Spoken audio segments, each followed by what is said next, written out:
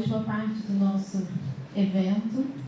Então, nós convidamos para a mesa intitulada Redes Colaborativas, Decolonialidade, Produção Crítica para a Literatura Digital do Sul. E nós convidamos, então, o professor Juan para apresentar a nossa conferencista e ler em espanhol todos os detalhes para vocês. Senão seria em português. Boa tarde a todo mundo. Buenas tardes, profesora. Otra vez más le damos la bienvenida y, bueno, reiteramos el gusto de tenerla acá. No. Bom, Cláudia Cossack, doutora pela Universidade de Buenos Aires, a UBA, membro sênior do Conselho Nacional Argentino de Pesquisas Científicas e Tecnológicas, CONICET, professora aposentada do Departamento de Letras, da Faculdade de Filosofia e Letras da UBA e do Departamento de Comunicação da Faculdade de Ciências Sociais da UBA. Sim, assim é? Bueno. É membro do Conselho de Administração da Electronic Literature Organization, ELO, e atualmente coordena o LITELAT, a Rede de Literatura Eletrônica Latino-Americana, e LODION, Exploratório Latino-Americano de Poética e Políticas Tecnológicas. Entre suas obras mais recentes, podemos destacar Escritas Experimentais Eletrônicas Ibero-Afro-Latino-Americanas, coeditado com Rui Torres, Tecnopoéticas Argentinas, de Archivo Plano de Arte y Tecnología, de 2012, y que cuenta con una reimpresión más reciente, ¿no? Ah, bueno. Poéticas Políticas Tecnológicas na Argentina, de 1910 a 2010, e Poéticas Tecnológicas Transdisciplinares e Sociedade. E, outra vez mais, bem-vinda.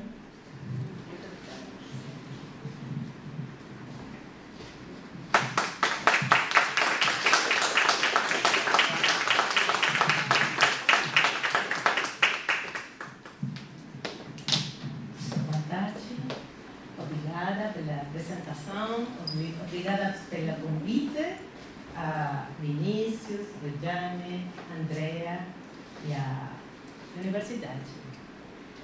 Vou falar em espanhol. Mas eu gostaria de falar português. Eu falo correto portunhol. Ok, esto se llama Redes Colaborativas de Colonialidad y Producción Crítica para la Literatura Digital desde el Sur. Y tiene como subtítulo Conceptos, Balance, Propuesta. Ubico esta presentación en la línea con la convocatoria a este congreso que plantea pensar la literatura digital desde una perspectiva situada en la periferia del tecnocapitalismo, para desde esa posición dar énfasis a redes colaborativas que permitan afianzar miradas críticas, vocabularios y conceptos propios en relación con la literatura digital de nuestra región. Voy a desarrollar así tal perspectiva situada a partir de una serie de nociones entrelazadas y por eso, a ver si... Perdón. Les planteo ahora una especie de hoja de ruta. Las nociones que quiero desarrollar son las de comunidades crítico-experimentales de producción y recepción de literatura digital, las tecnologías sociales disruptivas frente al dispositivo digital hegemónico y el pensamiento-acción decolonial específicamente vinculado a ese dispositivo digital hegemónico. De allí que la perspectiva decolonial que voy a proponer va a ser, en sentido estricto, la de una decolonialidad digital. En tiempos signados por narrativas acríticas e hiperbólicas en cuanto a Big Data e inteligencia artificial, plataformización de la vida cotidiana desde lógicas de concentración económica, extractivismo de datos y degradación de ecosistemas terrestres a partir de tecnologías digitales, se hace necesario el debate por prácticas artísticas digitales que puedan ir más allá del dispositivo digital hegemónico. Así, luego de un desarrollo conceptual desde el sur, hacia el final de la presentación, buscaré ponerlo a prueba en relación con un balance provisorio de iniciativas desarrolladas en nuestra región, sumando algunas propuestas de posibles caminos a seguir. Por lo tanto, la primera parte se denomina Comunidades Crítico-Experimentales de Producción y Recepción en la Literatura Digital Latinoamericana, sería la zona de los conceptos. Una importante zona de la literatura digital contemporánea, muy en especial en Latinoamérica y seguramente también en otras regiones del sur global, que es una noción en realidad metafórica y no geográfica, se deja leer a partir de un frecuente carácter colaborativo y crítico experimental, que difumina, aunque no siempre anula, roles de producción o autoría y recepción o lectura, así como categorías de propiedad material e intelectual, al tiempo que interviene críticamente en el dispositivo digital hegemónico contemporáneo en el que irremediablemente se enmarca, pero al que muchas veces resiste. Y esto por varios motivos.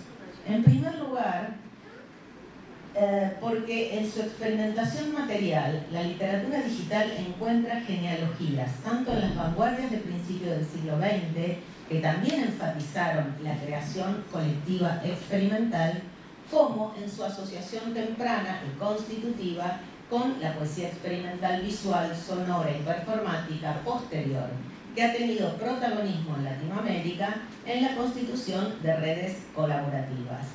Por ejemplo, desde los años 60 del siglo XX se ha constituido en la región una escena en red de poesía visual, sonora y performática experimental, promovida, entre otros, por poetas experimentales como Edgardo Antonio Vigo en Argentina, el grupo Noigandres y otros poetas concretos y posconcretos en Brasil, y obviamente preconcretos, como sabemos ahora, Vladimir Díaz Pino, aquí en Mato Grosso, Guillermo Deisler en Chile, Clemente Padín en Uruguay, César Espinosa en México. Esas redes siempre se manejaron a partir de frecuentes intercambios y producciones en común. En segundo lugar, debido a la importante tradición de filosofías autogestivas que se ha desplegado en la región al interior de las artes electrónicas desde los años 90 del siglo XX. En ese campo, muchos artistas trabajan en colaboración como modo de compartir conocimientos a la vez que experimentan en relación con soluciones disruptivas, no solo frente a falta de recursos, sino también como propuesta de acción tecnopolítica alternativa. En tercer lugar,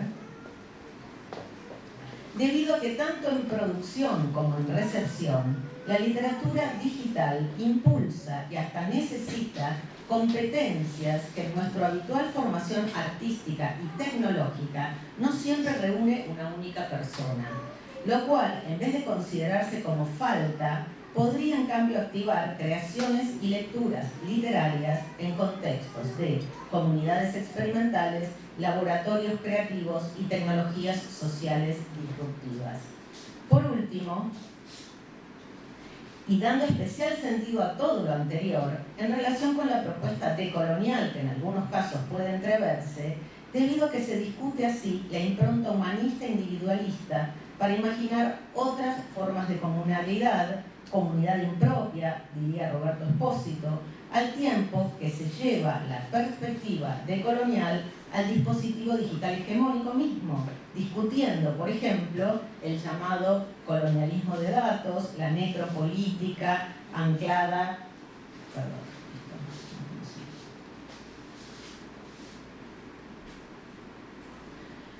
discutiendo, por ejemplo, el llamado colonialismo de datos, la necropolítica anclada en datos digitales o las interacciones digitales más estandarizadas, entre otros aspectos del dispositivo digital hegemónico. En un artículo que publiqué en la revista Virtualis de México en 2018, desarrollé ya la noción de comunidades experimentales, que aquí retomo y extiendo desde una perspectiva decolonial digital.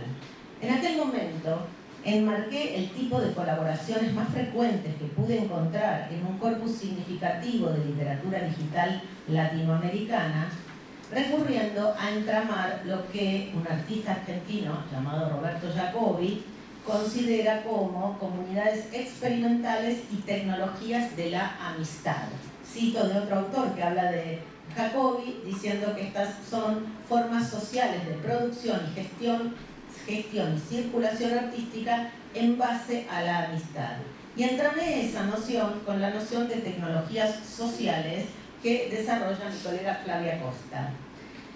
Flavia concibe las tecnologías sociales en una doble acepción.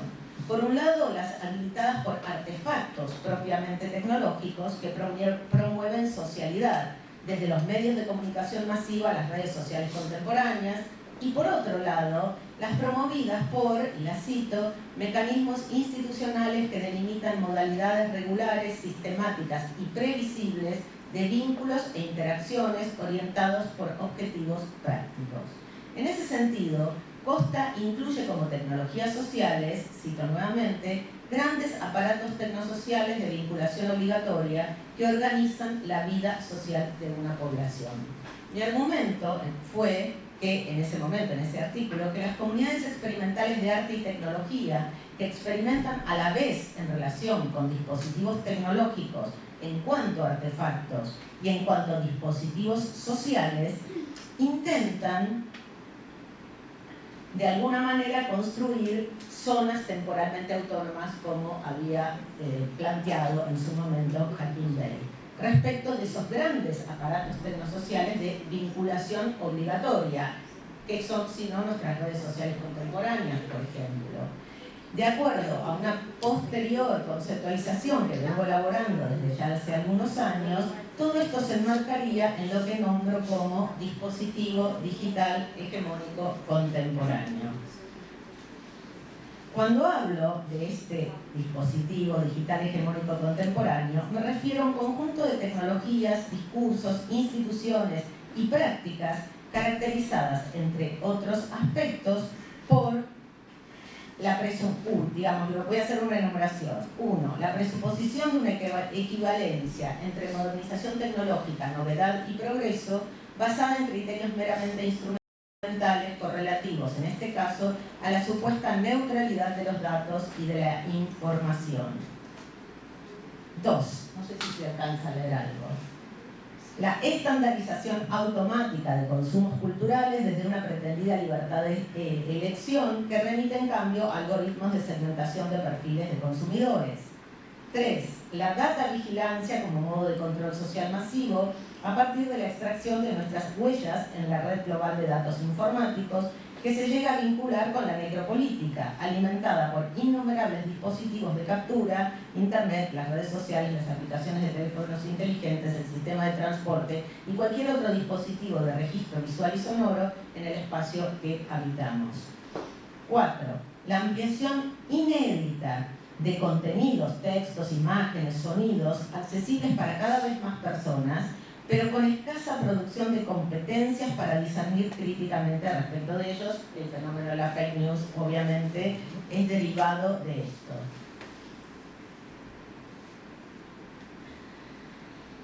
Voy por el 5. La desmemoria por saturación de información, esto también se vincula con la fake news. 6. El ocultamiento de la materialidad digital, tanto de infraestructuras como de la propia materialidad algorítmica, correlativo al ocultamiento de condiciones materiales de existencia en una vida digital que se promociona como accesible y similar para todos. Como argumentan Nick Cowdery y Ulises Mejías, un buen marco de comprensión de la cultura algorítmica contemporánea es el llamado colonialismo de datos. Y cito: el colonialismo de datos combina las prácticas extractivas depredadoras del colonialismo histórico con los métodos abstractos de cuantificación provenientes de la computación. En términos de otra investigadora mexicana, Paola Ricaurte, cito: esta sociedad de grandes datos se sustenta en 3 asunciones que es preciso desmontar. La primera, que los datos reflejan la realidad siempre. La segunda, que el análisis de datos genera el tipo de conocimiento más valioso y preciso. Y la tercera, que los resultados de análisis de datos se usan siempre para producir las mejores decisiones acerca del mundo. Pero, como afirma Leonardo Aranda en su reciente artículo Racionalidad Metropolítica y Tecnologías Digitales, esta racionalidad confunde la realidad con los datos con información y la información con conocimiento. Se dejan afuera así otras formas de conocer que en función de lo que quiero desarrollar aquí podrían ser impulsadas por estas comunidades crítico-experimentales decoloniales. Se abre así la discusión acerca de las vías posibles para un pensamiento y acción decolonial en relación con ese colonialismo de datos. De hecho, Couldry y Mejías recurren, cuando hablan del colonialismo de datos y buscan una salida, al pensamiento, por ejemplo, de Enrique Dussel o de Aníbal Quijano, dos pensadores latinoamericanos centrales en el planteo de epistemologías decoloniales. Justamente lo hacen para poder proponer epistemologías decoloniales de datos. Como respuesta práctica, en términos de las prácticas a todo esto, señalo que existen actualmente, desde perspectivas del sur, redes como Tierra Común, Intervenciones para Descolonizar los Datos. De hecho, Paula Ricaurte, Nick Couldry y Ulises Mejía son los fundadores, o el Movimiento de Tecnologías No Alineadas, también Couldry está metido ahí, o el colectivo Disonancia, Autonomía Tecnológica contra el Capitalismo de Vigilancia, que es un colectivo chileno, o Radical AI Network, una red de inteligencia artificial radical que propone, y lo cito, exponer cómo la inteligencia artificial reacomoda poderes mientras sueña con y construye sistemas humanos IA que ponen el poder en manos de la gente. Esto lo dicen ellos, no yo, pero están allí en esta tensión. Y básicamente buscan construir y proponer ciertos principios y ciertas tácticas para dar lugar a lo que ellos mismos llaman inteligencia artificial decolonial. Mi idea no es avalar o no las tácticas específicas que ellos proponen, sino considerar algunas opciones para pensar prácticas artísticas digitales enmarcadas en una suerte de resistencia algorítmica. Es un concepto que tomo de un investigador italiano que ha hecho mucho trabajo de campo en México, que se llama Emiliano Treré. Teniendo en cuenta, por supuesto, que si hablamos de prácticas artísticas, aún como resistencia algorítmica, siempre se va a dar esta resistencia algorítmica de forma mediada, en el sentido de como el arte siempre trabaja de forma mediada en su, podríamos decir, transformación social, en la transformación o en su potencia de contestación y reformulación sensorial y cognitiva de los sentidos sociales hegemónicos. Y aquí vuelven a entrar de nuevo las comunidades experimentales. Para la literatura digital se trataría de comunidades experimentales tanto de producción como, en función de lo que voy a plantear más al final, también de lectura, en contextos de laboratorios creativos que promueven tecnologías sociales disruptivas. Si es posible considerar siquiera la idea, digamos, de comunidades experimentales de arte, donde el proceso de colaboración adquiere relieve tanto como el producto terminado y donde la autoría se difumina y desapropia, resulta también necesario revisar la noción misma de comunidad, es decir, no dar por sentada la noción misma de comunidad.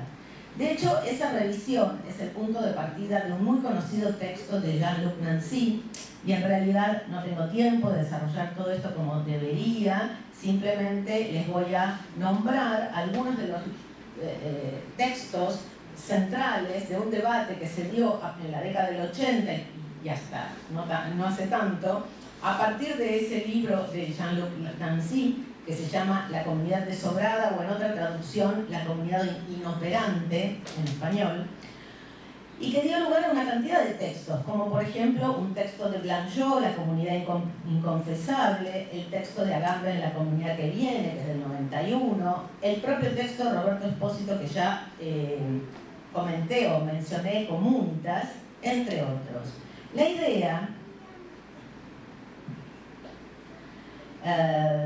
idea, con los matices que cada autor propone, implica dejar de lado una noción de comunidad homogénea y acabada, puesto que el fundamento de tal comunidad homogénea y acabada es la noción de sujeto unívoco, centrado y homogéneo. Si las singularidades, en cambio, son más maleables y proteicas, si yo es siempre otra, si lo común, como quiere Espósito, no es lo que se comparte como propiedad, sino lo que se adeuda a otra persona, entonces allí podrían surgir, como quiere Agamben, singularidades que hagan comunidad sin reivindicar una identidad.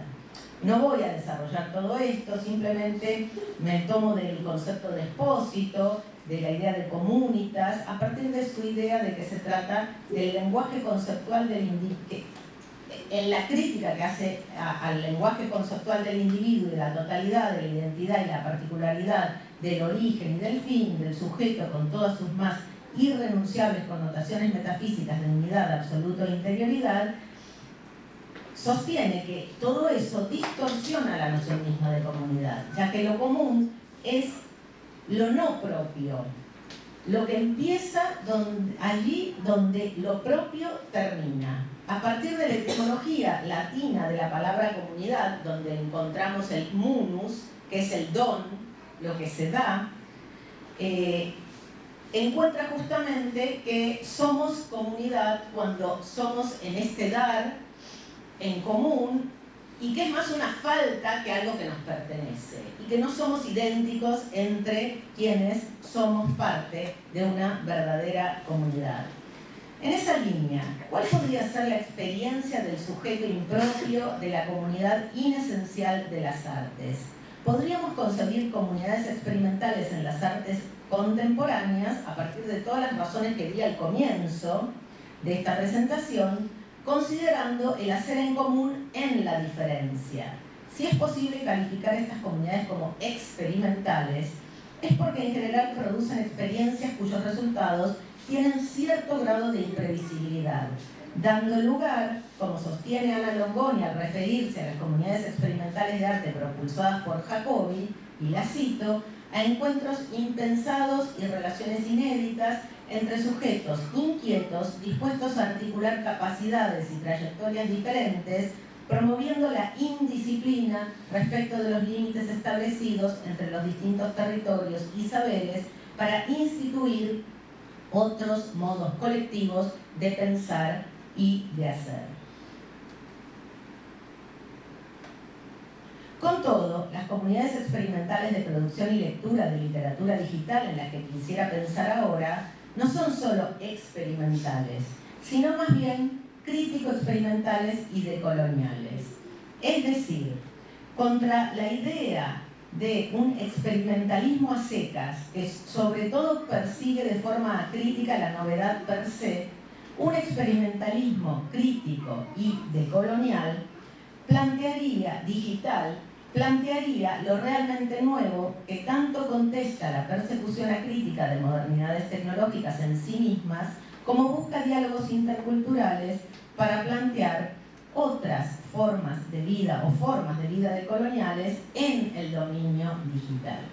Agregaría que ese experimentalismo crítico en búsqueda decolonial, algo que suelo decir, estoy trabajando en esto hace no mucho tiempo, es que no estoy planteando la noción de decolonialidad como un punto fijo, sino como una búsqueda decolonial. Por eso digo en búsqueda decolonial, porque sabemos que también existen los famosos colonialismos internos, de los que ha hablado Rivera Cusicanqui, etc. Esa búsqueda decolonial digital tendría que ser, al menos, me parece, siempre incómoda. Por eso hablo de un experimentalismo incómodo. Lo suficientemente incómodo como para reflexionarse a sí mismo y estar dispuesto a mutar su lugar cuando la recuperación del dispositivo digital hegemónico le cambia el sentido. Y ahora vamos a ver algunos ejemplos. En la literatura digital latinoamericana, las colaboraciones entre varias personas que aportan sus competencias específicas para el desarrollo de una producción, personas que hacen diseño gráfico y web, escriben, componen música, programa, etc., son frecuentes. Pero ello no implica forzosamente que la colaboración dé lugar a obras colectivas bajo el impulso de comunidades experimentales. Muchas veces una persona idea el concepto de la obra y convoca a otras personas distribuyendo el trabajo por áreas que luego serán puestas en común. Como sostiene Jaime Alejandro Rodríguez, este tipo de piezas digitales proceden, y lo cito, reuniendo ad hoc equipos especializados al estilo de los equipos cinematográficos. De allí que pueden incluso ser consideradas obras de autor, lo que no es tan infrecuente, y plantea una paradoja al interior de las grandes modificaciones que las culturas digitales están impulsando en relación con los diversos modos de apropiacionismo y de hacer entre y con otros. Pero en otros casos, la colaboración parte de laboratorios creativos, de espacios en los que la experimentación creativa en común resulta significativa. La idea de laboratorio, aplicada a las artes contemporáneas con bastante frecuencia, implica ya una vinculación con lo experimental. Se toma en general inadvertidamente esta noción de las ciencias llamadas experimentales, cuya metodología está basada en la repetición de experimentos a partir de hipótesis con vistas a conseguir ciertos resultados. En las artes experimentales, sin embargo, el control de los resultados tiende a ser difuso, llegando al extremo de que estos no importen en absoluto. Para la literatura, las escrituras no creativas, como las que propone Kenneth Goldschmidt, por ejemplo, serían un caso. No importa allí el resultado de tales escrituras, o no importa tanto, que cuestionan la categoría de autoría y experimentan con escrituras ajenas, aplicando diversos tipos de procedimientos, la copia, el reordenamiento según restricción, la aleatoriedad, etc., sino que importa sobremanera el proceso mismo de esta escritura de laboratorio. Aclaro que los contextos de laboratorio a los que me refiero pueden ser autogestivos o estar inscritos en alguna institución. En este último caso, dependiendo de la autonomía que se pueda tener respecto de lineamientos institucionales, se podrían dar grados diversos de experimentalismo crítico, incluso a veces de colonial. Por ejemplo, si pensamos en algunos proyectos de literatura digital producidos en el marco del Centro de Cultura Digital de México, una institución estatal, ciertamente la dinámica del laboratorio colaborativo experimental ha estado en varias ocasiones presente. Y esto porque incluso las diferentes etapas de gestión de ese centro, que podrían tener aproximaciones distintas a la literatura digital, en general la línea institucional planteada en el mismo home del CCD, por ejemplo, dice cosas como, cito, el CCD es un espacio para la reapropiación de la cultura digital. O también dicen que se trata de apostar por la experimentación, la pluralidad y la rareza para desmontar las relaciones mediadas por la tecnología. Es eso lo que me interesó.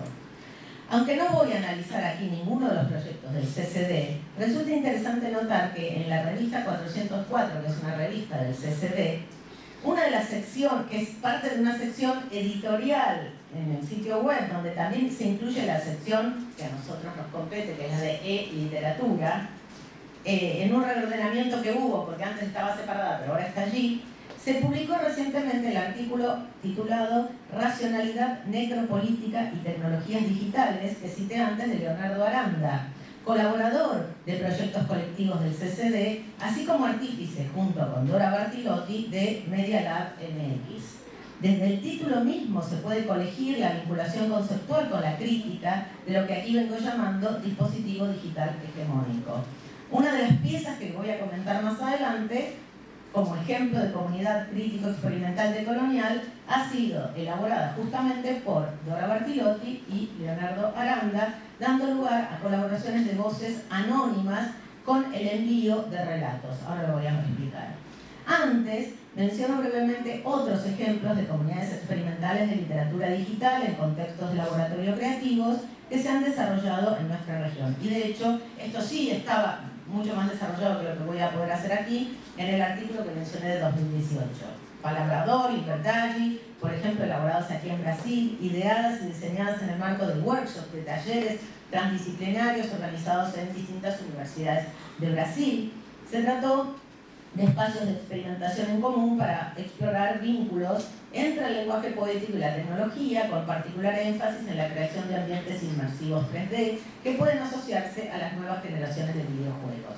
Más allá de que las obras resultantes en general ponen de relieve algunos nombres de autor más que otros, la dinámica de trabajo de esos laboratorios implicó no partir de una idea previa de una persona, sino que fue producto del intercambio de ideas in situ, que se fueron expandiendo y modificando en forma sinérgica hasta llegar a una solución en conjunto. Otro ejemplo fue Narratopedia, en Colombia, una experiencia motivada o impulsada por Jaime Alejandro Rodríguez junto con un grupo de investigadores y estudiantes de la Pontificia Universidad Javeriana que buscó, lo cito, facilitar mediante una plataforma digital interactiva y una eficaz gestión de comunidades de práctica la narración colectiva, entendida como la posibilidad de ofrecer en forma abierta un espacio de encuentro y expresión narrativa para usuarios de Internet.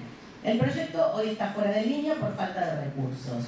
Estuvo basado explícitamente en la búsqueda de, lo cito a Rodríguez, un neocomunismo literario, opuesto a la lógica de la autoría de la literatura moderna y que pudiera implicar la creación colectiva y colaborativa de obras proceso, obras flujo, obras acontecimiento. Otro ejemplo, muy conocido también, el libro flotante de Caicrán Dolphin, de Leonardo Valencia, ecuatoriano, y Eugenio Tiselli, mexicano, aunque hoy esta obra en Internet tiene las funcionalidades digitales muy venidas a menos, diríamos, muy limitadas. El proyecto partió de una novela publicada por Valencia en papel con el mismo título, que por su concepción literaria permitía tender puentes hacia una literatura digital colaborativa. La teoría general por detrás de este procedimiento es lo que Valencia denomina ficción progresiva, basada en el hecho de que siempre una novela implica fisuras, aspectos que quedan abiertos a la reelaboración mental del lector. En relación con esto, la experiencia colaborativa online de la obra digital que siguió a la impresa implicó la continuación de la experimentación de esta ficción progresiva por otros medios, ya que los lectores podían realizar sus propios comentarios a los fragmentos, crear fragmentos a partir de citas de otros autores, poniendo en marcha herramientas de distorsión creadas por un algoritmo aleatorio, o escribir nuevos fragmentos, entre otras opciones. En el tiempo en que la obra estuvo disponible a la lectura, interacción, colaboración plena, Valencia y Tiselli, constituidos a su vez como micro sociedad experimental de dos, compartieron así con lectores-escritores sus saberes y prácticas para generar nueva producción literaria, lo que vincula a esta obra con las filosofías autogestivas ya comentadas antes. Por último, veamos. Me detengo en Voz Pública, una pieza que implica la colaboración en múltiples capas de materialidad y a la vez, en su parte digital, va más allá en la colaboración con otras voces anónimas.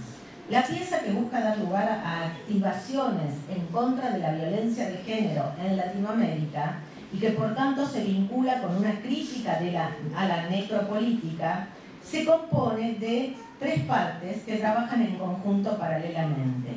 Una plataforma en línea, que es la pieza digital que nos interesa en este contexto, un textil electrónico que también nos interesa en este contexto, y una serie de laboratorios urbanos llamados La Rebelión Textil. Lo digo muy brevemente. La pieza digital activa los relatos anónimos. Esos relatos anónimos salen de la web y son con un sintetizador de voz cosidos en textiles mexicanos, ropa utilizada por mujeres en unos laboratorios y en unas acciones públicas de protesta en el espacio público, ¿sí? más los talleres que organiza Dora Bartirotti. En la parte que nos va a interesar, que es esta, en su parte digital escritural, la pieza se vincula con el tipo de neoescrituras que Cristina Rivera Garza llamaría documentales, puesto que el sitio web se plantea como una, y cito a Dora Bartirotti, plataforma de participación y visualización en línea donde mujeres, cuerpos feminizadas y personas no binarias pueden compartir de forma textual y anónima relatos personales relacionados a este tipo de experiencias de violencia. Cierro la cita. En cuanto a autoría, la plataforma no solo recoge los relatos en forma anónima, sino que para su producción digital acude a la colaboración en programación de Leonardo Aranda. Voz Pública es un proyecto tripartito, entonces, en el que lo literario está presente sobre todo en la parte digital y en cierta medida en los textiles electrónicos.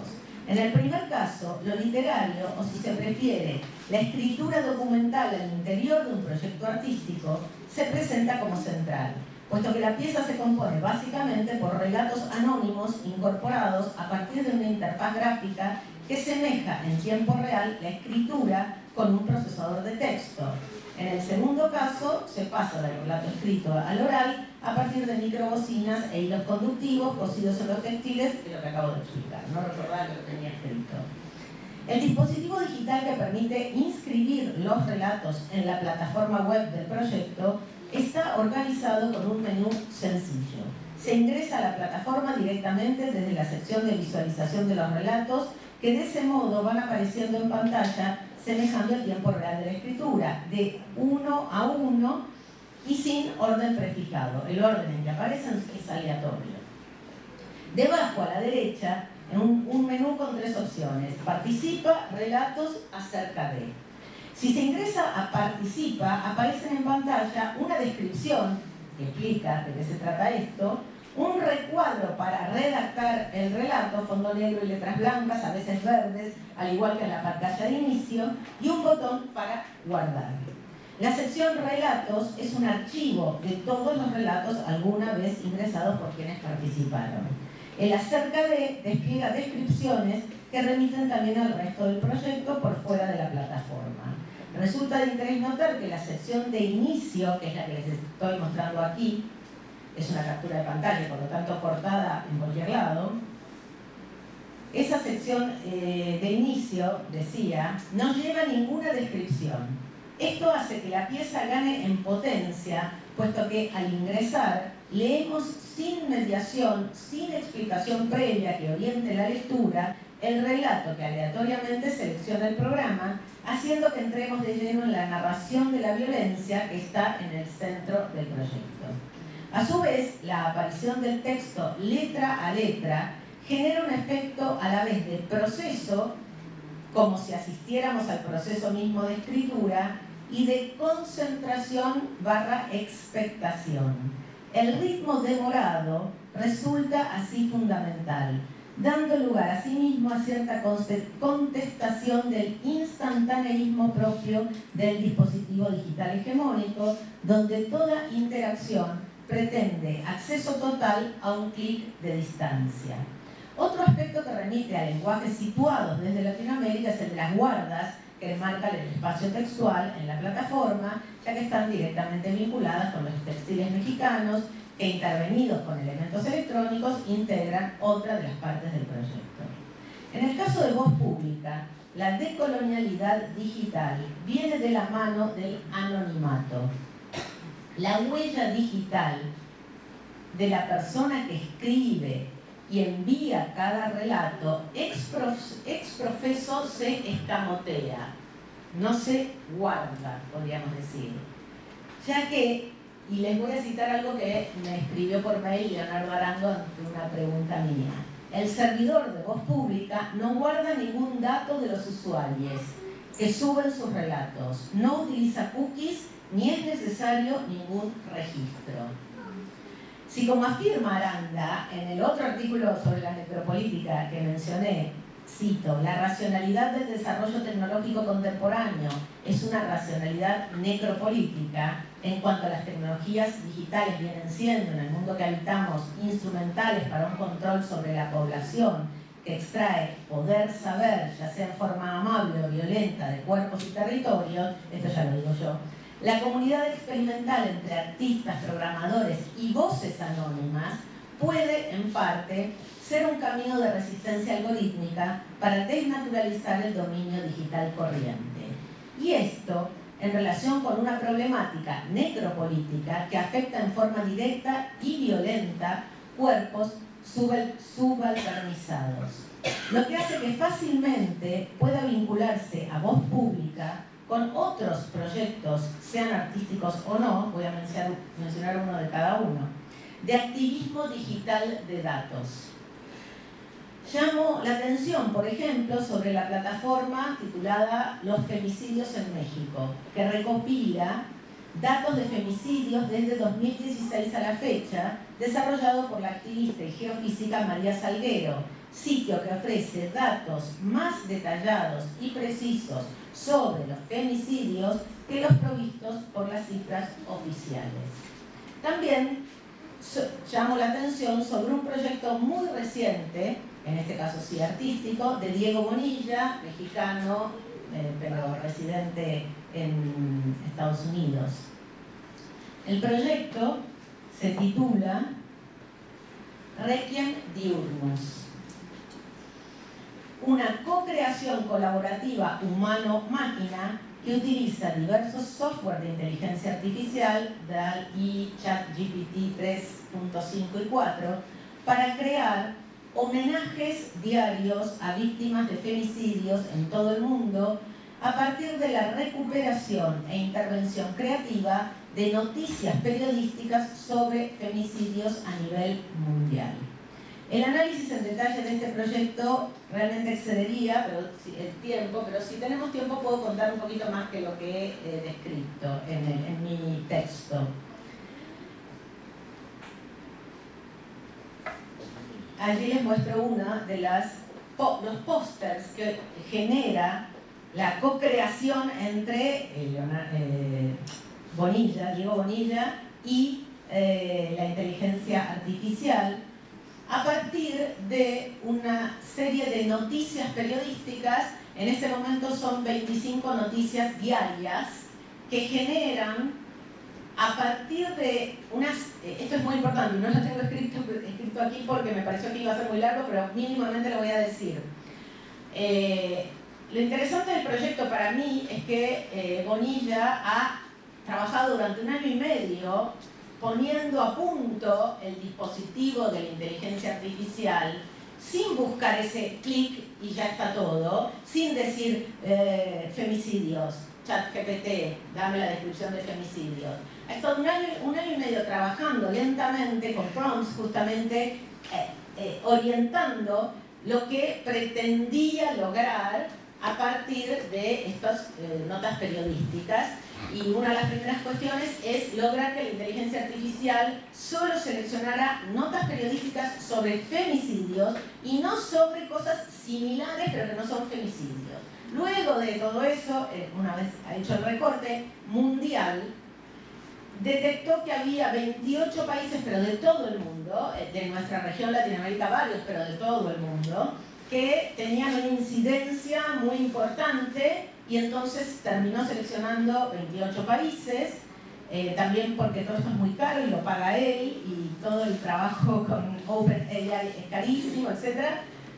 Y a partir de eso empieza a darle instrucciones. Una de las instrucciones básicas, como pueden colegir de la imagen, de esta, pero también de esta, o de esta, o de esta, es que se trata de generar imágenes hiperrealistas, con una cantidad de elementos, objetos que de algún lado salen.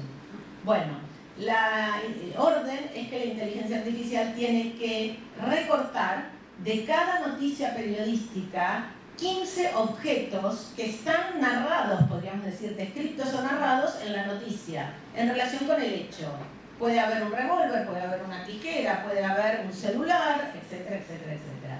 Ahí se recortan 15 objetos que son la base iconográfica, podríamos decir, para la constitución de cada una de las imágenes. Además, a partir de lo mismo se crea un poema rimado que está a la izquierda, muy chiquitita la letra. Esto debido a lo siguiente, porque es una de las preguntas que yo hice, porque yo no la podía leer en pantalla casi, no podía agrandar. Bueno, finalmente ha puesto a punto para que se pueda por lo menos agrandar. Pero la idea es que cada una de estas pósters, como él los llama, no sean para estar difundidos online, sino que sean pósters que se puedan ubicar en distintos espacios de muy grandes dimensiones. Por lo tanto, la letra del poema se leería perfectamente en ese caso. Y debajo hay una descripción de la imagen, todo esto hecho todo con la inteligencia artificial, también en relación a los objetos, pero ya al poema y a la imagen, que es una segunda etapa, podríamos decir. Bueno, decía que, bueno, esta era la descripción muy rápida, pero la idea es que, aún si negociando con plataformas corporativas de gran poder, como lo son los desarrollos de empresas como OpenAI, Requiem Diurnus logra dar carácter sensible a la realidad cotidiana de los femicidios a partir de un requiem nuestro de cada día, a la vez que construye un archivo alternativo que permite mantener viva la memoria y muestra al menos en parte el lado B de la producción digital contra la más habitual invisibilización del dispositivo digital hegemónico. Algo que no dije es que uno de los botones lleva a el archivo completo de imágenes y de textos producidos, está en Google Drive. Uno entra y se puede bajar todas las imágenes, todos los textos, etc. Este archivo alternativo me lleva, antes de cerrar, a otras redes colaborativas que nuestras comunidades de literatura digital han emprendido para mantener la memoria de una literatura digital desde el sur. Y como esto ya ha sido expuesto, simplemente les muestro muy rápidamente una lista de algunos archivos con los que contamos, ¿sí? Como la cartografía digital, el Archivo de Literatura Digital de América Latina, la iniciativa de la Universidad Diego Portales de Chile, el Atlas de Literatura Digital Brasileira, aquí está Rellane. Bueno, lo tienen todo ahí, simplemente no mencioné todavía Broken English, que para mí en parte es un archivo de nuevo tipo, o Más Medular de Michael Hurtado y Pamela Medina. Todo lo demás creo que... y el acervo de literatura digital matogrossense, que está primero, que está por orden alfabético. Y ahora sí, termino. Esperen. Con lo que dije que iba a hacer, que era un balance y una propuesta. Llegando a los prometidos balance y propuesta, me gustaría cerrar esta presentación con algunas reflexiones y preguntas que creo pueden permitir desarrollar nuevos caminos desnaturalizadores de nuestra práctica vinculada a la literatura digital. Además de las piezas de literatura digital en las que vienen involucradas comunidades crítico-experimentales decoloniales, de las que di algunos ejemplos, ¿pueden también nuestras redes y archivos ser interrogados desde perspectivas experimentales y decoloniales? En general, todos presentan algún tipo de perspectiva crítica que no se limita simplemente a recolectar y describir piezas de literatura digital. En algunos casos se incluye la problematización de las formas de archivo y preservación, la reflexión acerca del lenguaje digital, sus estéticas, incluso sus políticas y de los softwares utilizados. Ya se habló de esto aquí. Creo que a la vez es importante para nuestras redes colaborativas y nuestros archivos reflexionar realmente sobre qué servidores estamos usando, qué softwares, sobre cómo adoptamos, qué tipo de metadatos, por ejemplo, cuáles son nuestras políticas de etiquetado, o si deberían nuestros archivos digitales decoloniales homogeneizar metadatos de acuerdo a lógicas globales para adaptarnos a ellas. La red de compromisos que tejemos cada vez que interactuamos con el dominio digital, es decir, casi a cada momento de nuestras vidas localizadas, es tan densa que tal vez ya sea una batalla perdida. Sin embargo, creo que aún estamos a tiempo de insistir en formas de dar visibilidad a otros discursos. En todo caso, el desafío es diseñar con el mismo lenguaje digital que se ha convertido en la lengua de nuestro tiempo, colaboraciones crítico-experimentales digitales que puedan sortear la gestión algorítmica de la existencia, donde todo dato es mercancía y todo producto cultural objeto de consumo reemplazable en una cadena de olvidos programados en forma de obsolescencia tecnológica. Ese desafío, además, tendría que llegar no solo a las redes colaborativas de producción de literatura digital, sino también a las redes de recepción. A partir, por ejemplo, de prácticas comunales de lectura y disfrute de literatura digital, en las aulas, en talleres, incluso en los espacios públicos. Así como la literatura digital se produce en gran medida de modo colaborativo experimental, también la lectura podría ser colaborativa experimental. Y no solo la lectura especializada, la nuestra, sino toda lectura. Quizá la literatura digital sea un modo de lo literario comunitario que pone en juego colaboraciones lectoras de acuerdo a competencias específicas en situaciones de lectura conjunta y ya no en la reclusión de la biblioteca. Se trataría así también de una lectura localizada, situada en función de territorios locales, que si bien digitales, no dejan de estar marcados geopolíticamente.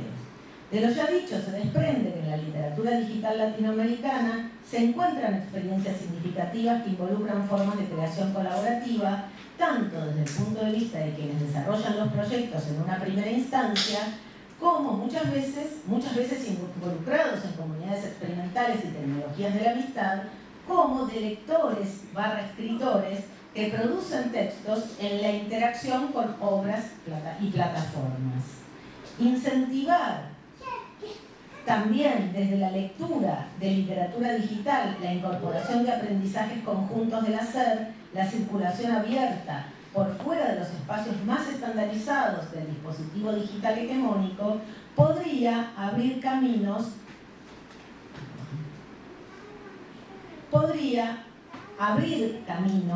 para nuestro hábitat colonizado por las visiones más cerradas de la datificación contemporánea. Una literatura digital, entonces, tanto en producción como en recepción, que pueda ser comprendida bajo el impulso de tecnologías sociales disruptivas. Y nada más, muchas gracias.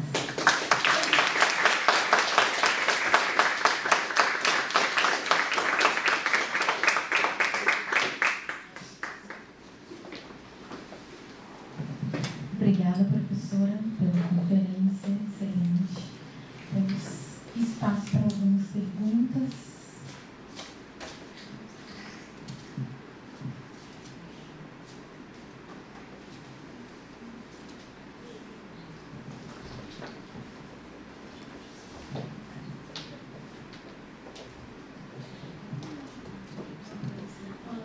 Muchas gracias por la charla. De verdad que es una pregunta que me hago. Soy estudiante de literatura digital desde 2018 y de ahí, desde acá en Brasil, vamos viendo los artistas en esto de la colaboración, de ir haciendo todo juntos siempre, pero a veces siempre me pregunto hasta dónde vamos con eso delante de gigantes como Amazon, Elon Musk, y la dependencia tecnológica que a veces tenemos de Estados Unidos y de gigantes de la comunicación, y me acabo poniendo un poco pesimista. Y ahí de ahí mi pregunta es cómo reaccionas en esto, que te pregunto así de qué podemos hacer mientras a donde se vende el libro y están nuestros datos y todo de la persona que quiere llegar a Marte. Todo esto, a veces no sé si lo que podemos hacer es suficiente delante de tanto este aparato que tienen ellos. Es eso. Gracias. Muchas gracias por la pregunta. en efecto, vivimos en tensión constante con nuestra voluntad de desvío del dispositivo digital hegemónico y la constante negociación con él. Por eso hablé de negociación, de tensión, podríamos hablar. Estoy últimamente pensando en diversas estrategias, podríamos decir, de esta resistencia algorítmica. Una, por ejemplo, es ese activismo de datos, y va para el arte, o sea, se ha visto en el arte, pero también se ve en otras manifestaciones vinculadas a activismos políticos, etcétera, que vinculan con este activismo de datos. Y todas estas redes que mencioné, que están discutiendo justamente el colonialismo de datos, pero al mismo tiempo están tratando de buscar una salida, no es simplemente un diagnóstico. Y ahí se inscriben, podríamos decir, en ese activismo de datos, cuando buscan alguna salida. También, por otro lado, creo que en esas búsquedas no hay que ser ingenuos y en relación a los mismos, digamos, grandes dispositivos digitales con los que se hacen incluso esas redes activistas. Y de hecho mencioné a Emiliano Treré, y es muy interesante su libro sobre activismo digital y resistencia algorítmica, donde analiza el caso, por ejemplo, de los estudiantes de Ayotzinapa, cuyos datos terminaron siendo públicos a servicios de inteligencia debido a que las redes de Instagram y demás se las terminó manejando uno que era de los servicios sin que ellos lo supieran. Se infiltró. Así como antes se infiltraba alguien de los servicios secretos, se infiltró en la comunidad de estudiantes, y fue todo un caso muy resonante, porque obviamente esto incluso derivó directamente en la desaparición y muerte de 43, 44 estudiantes. Y con lo cual ese activismo de datos, muchas veces la red de inteligencia artificial radical, lo mismo, hay que negociar constantemente, pero en algunos casos, justamente desde las artes, se pueden imaginar y se pueden crear vías alternativas que abran caminos o muestren caminos. Un ejemplo, yo suelo poner, ya no de activismo de datos, sino de creación de plataformas alternativas que no pasen por las centralizadas, podríamos decir, es el proyecto de Eugenio Tiselli, tanto en Tanzania como en México, con Ojo Voz, porque él crea un dispositivo digital para zonas de poca o nula conectividad, que no se tienen que conectar a internet para construir una red de conexión intracomunitaria, en lugares muy lejanos, unas personas de otras. Con lo cual, esos videos o relatos, memorias ancestrales o memorias de cómo se cultiva la milpa y cómo se hace esto, no tienen que pasar por ni un satélite. Bueno, hay algunos elementos con los que tiene que negociar, porque si no, no hay GPS, por ejemplo. Negocia de pronto con el GPS, pero no negocia en ese proyecto con otras tecnologías digitales muy hegemónicas, y va construyendo ad hoc, podríamos decir, y para esa comunidad y para esa situación, una plataforma móvil alternativa. Con lo cual, bueno, ahí ya sería la construcción. No conozco demasiados casos, pero seguramente los hay. No conozco tanto en el campo de las artes. En este caso se vincula su proyecto un poco con el campo de las artes, porque se construye una memoria comunitaria, tanto en Tanzania como en México, en relación con los modos de cultivo, los relatos vinculados a los cultivos, etc. Y esa es otra, o sea, una resistencia algorítmica podría ser esta de el activismo de datos, y otra podría ser la construcción de infraestructuras y de softwares, o sea, tanto hardware como software que se salgan de alguna manera del comercio, podríamos decir, cotidiano que tenemos con las redes sociales y demás. Y el caso de Instagram que comenté del movimiento de estudiantes es terriblemente, digamos, pone en evidencia el modo en que no hubo una mirada crítica del grupo militante respecto de las redes que utilizaban, y debido a eso fue que este otro se pudo infiltrar. porque de haber habido, y ellos mismos, hay toda una especie de autorreflexión posterior y demás. Es muy interesante. Y bueno, ¿qué otras redes podrían construir? Movimientos estudiantiles. Bueno, ahí justamente la colaboración no es solo colaboración de artistas, es colaboración de tecnólogos, de artistas, de científicos, matemáticos. La figura de algunas personas, esto está unificado. Lo teníamos aquí a Mikey, esto está unificado, pero no en todas las personas que actúan en este campo. Y de allí este lugar que yo pienso interesante, colaborativo, experimental. Y a mí me parece que eso mismo sucede en la lectura, porque no todas las personas leemos de la misma manera la literatura digital. Nadie lee de la misma manera nada, tampoco un libro, una novela, pero los años y años de entrenamiento letrado han creado ciertos consensos de lectura, y la propia materialidad ha permitido fijar eso durante muchos años y siglos. En cambio, sabemos que la obsolescencia tecnológica hace que nada se fije demasiado en nuestro mundo digital, y las competencias tienen que ser renovadas constantemente. Yo creo que hay momentos en que nos ponemos pesimistas, ciertamente, y momentos en que no tanto, en que podemos encontrar que las artes tienen esta posibilidad de abrir formas de vida, caminos. No digo que alguien siga realmente esos caminos, pero se pueden abrir tal vez.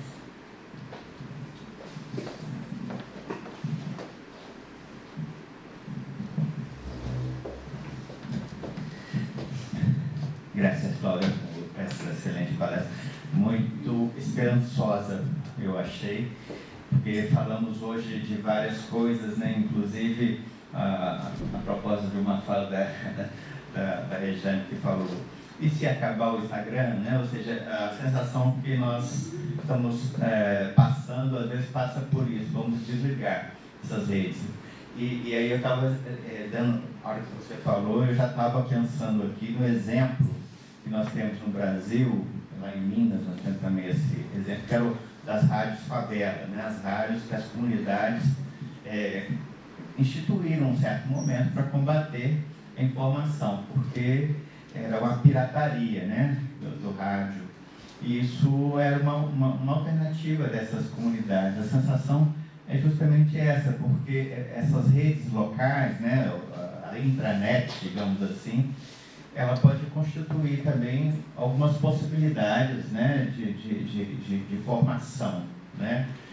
Mas é claro, a gente sabe que o problema todo é que o capital é muito esperto, ele está sempre se amoldando, né? Ele sempre vai incorporando aquilo que vai contra, né? As próprias rádios favelas hoje, elas já têm quase que uma aceitação, uma apropriação, né? Então, há uma luta, né? Eu acho que a palavra que você usou, de tensão constante, ela é perfeita.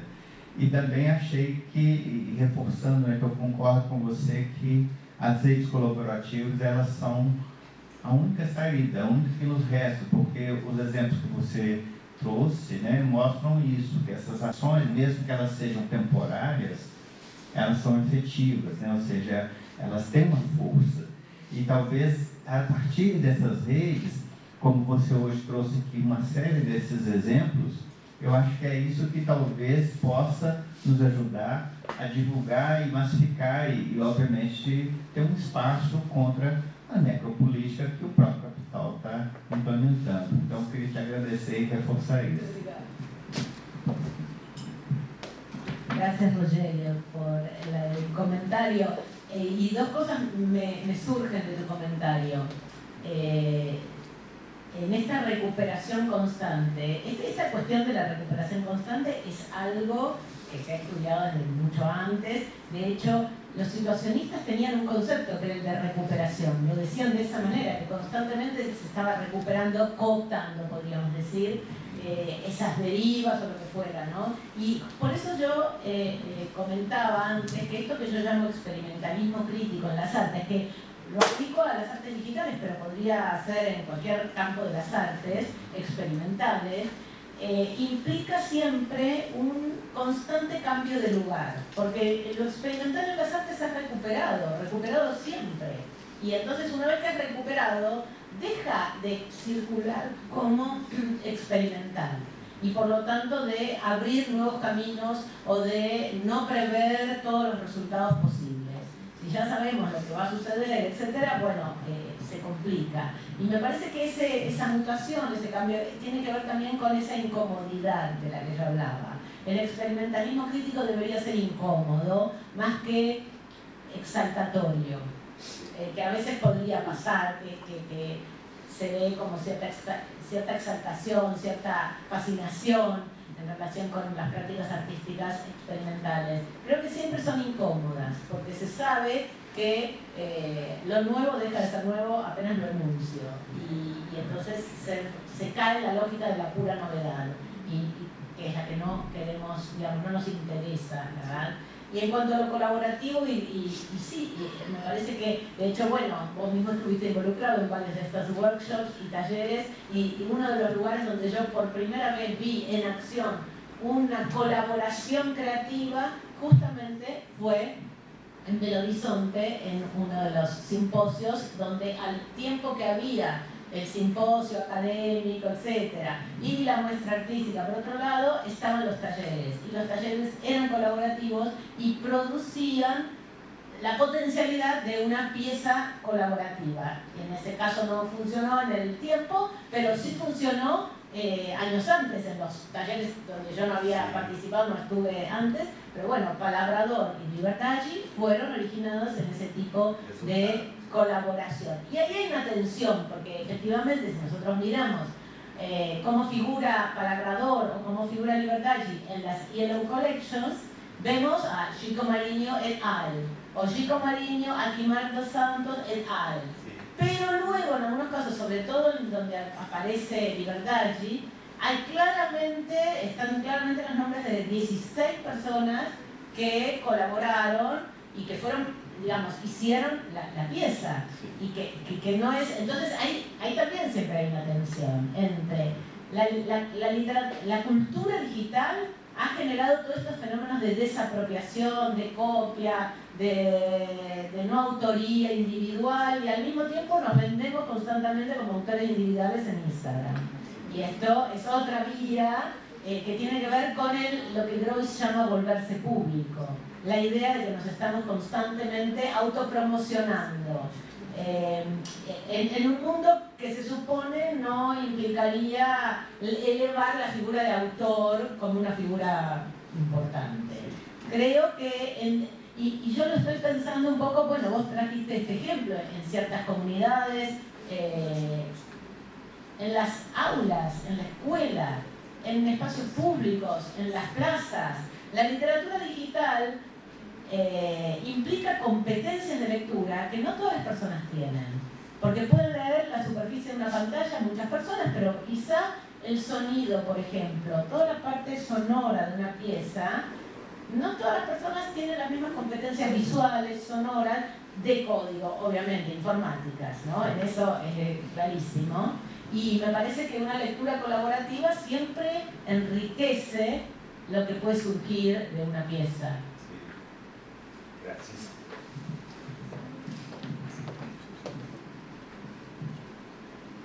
Então, gostaria de agradecer mais uma vez a professora Cláudia pela belíssima conferência. Para darmos continuidade, então, antes de mais nada, uma salva de palmas.